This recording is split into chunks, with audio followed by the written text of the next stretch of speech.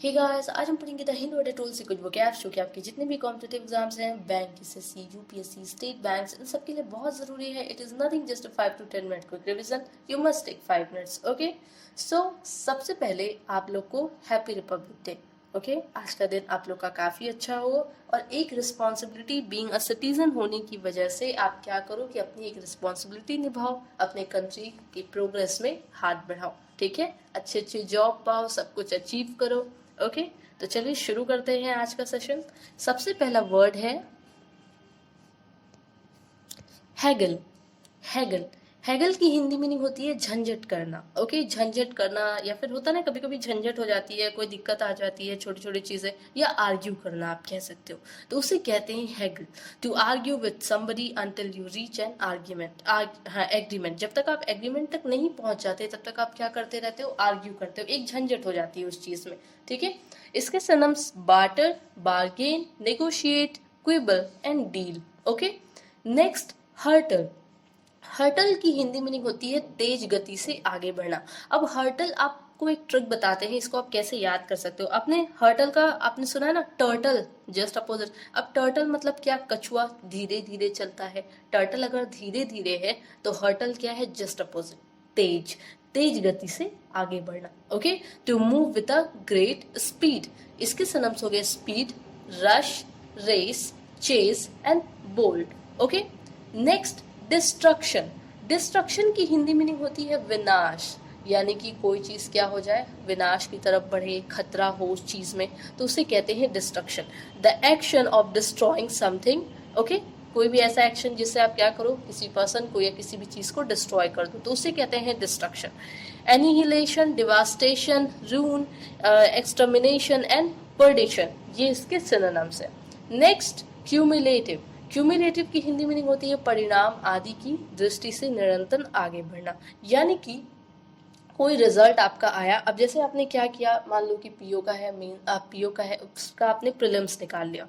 अब वो जो रिजल्ट आ गया तो उसी के थ्रू आप क्या करोगे, अब आगे बढ़ोगे, मेंस दोगे. समझ में आ गया. तो कोई परिणाम आपके पास है जो आपको क्या करेगा, आगे बढ़ाएगा, यानी कि जिसके थ्रू आप आगे बढ़ोगे, उसी को कहते हैं cumulative. Increasing steadily in amount, degree etcetera, यानी कि किसी अमाउंट में, डिग्री में क्या होना, इंक्रीज होना. ओके, इसके synonyms increasing, accumulative, accumulating and growing. Okay, next है मून शॉट. मून शॉट की हिंदी मीनिंग होती है चांदनी. अब मून शॉट, चांदनी आपको पता है क्या होता है, जो चांद की रोशनी होती है उसी को कहते हैं चांदनी. मून शॉट क्या बोलते हैं, मून शॉट. एन एक्शन और instant of launching a spacecraft to a moon. अब कभी कभी क्या होता है कि एक एक्शन होता है स्पेसक्राफ्ट में, जब देखा जाए तो कुछ लॉन्च किया जाता है, तो वो भी जब तेजी से आगे बढ़ता है तो एक रोशनी आती है, एक चांदनी आती है. तो चांदनी मतलब रोशनी हुआ.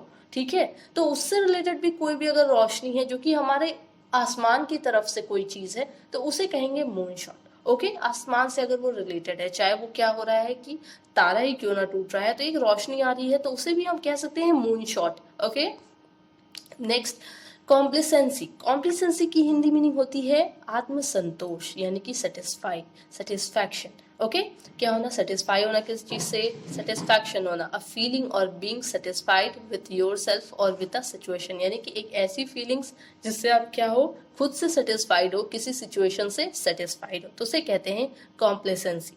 इसके सिनोनिम्स हो गए self satisfaction, smugness, self approval, self approbation and self admiration.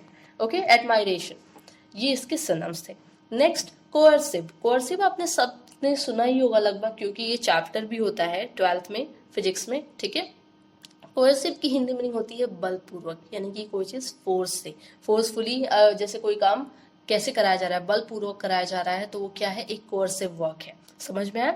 Relating to और यूजिंग फोर्स और थ्रीट, यानी कि ये किससे रिलेटेड हो, चाहे फोर्स से या फिर थ्रीट, यानी कि धमकी से, किसी को धमका के, डरा धमका के बलपूर्वक कोई काम कराया जाए, तो उसी बलपूर्वक को कहते हैं कोर्सिव.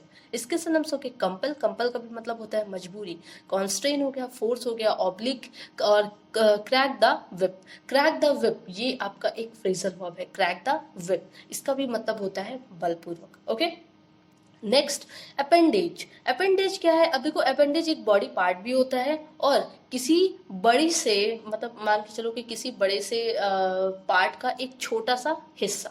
उसी को कहते हैं अपेंडेज, ठीक है। क्या कहते हैं उसको? अपेंडेज कहते हैं। समझ में आ रहा है? बड़ी वस्तु का छोटा या कम महत्वपूर्ण अंग जिसे बोला गया है, यानी कि कोई बड़ी सी चीज है और उसका कोई ऐसा पार्ट है जो क्या है, मतलब कह सकते हो ना, कभी कभी कुछ एडिशनल पार्ट्स होते हैं तो वो उन्हें हटा दिया जाता है। जैसे अगर 5 से 6 रूल अप्लाई किए गए तो उनमें से मान लो कुछ रूल बहुत इंपॉर्टेंट हो गए, ठीक है। मान लो अगर 5 रूल है तो 4 रूल्स काफी इंपॉर्टेंट हो गए, लेकिन जो एक रूल है उसको बस एक सिचुएशन पर डिपेंड करके रखा गया है कि हाँ अगर ऐसा प्रॉब्लम पड़ेगा तो ये रूल हम लगाएंगे, नहीं तो नहीं लगाएंगे, कोई खास नहीं है। ओके, तो वही चीज है कि एक बड़ी सी चीज का क्या है, एक छोटा सा हिस्सा, अ स्मॉलर और less important part of something larger, वही चीज है।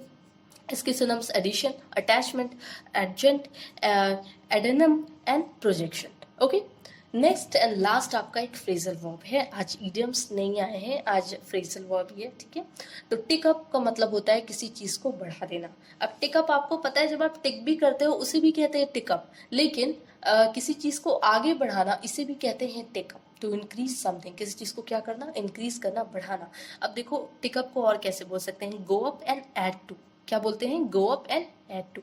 तो ये सारे के सारे आज के आपके मतलब जो भी थे वो कैबलरीज थी, और शाम में आप डेली 6:30 के बाद आया करो, और वहाँ पे आपका एक कोई मतलब एक क्विज चलता है जिसमें आप क्या हो जाएगा कि रिवीजन आपका बहुत स्ट्रांग हो जाएगा। Okay, thank you.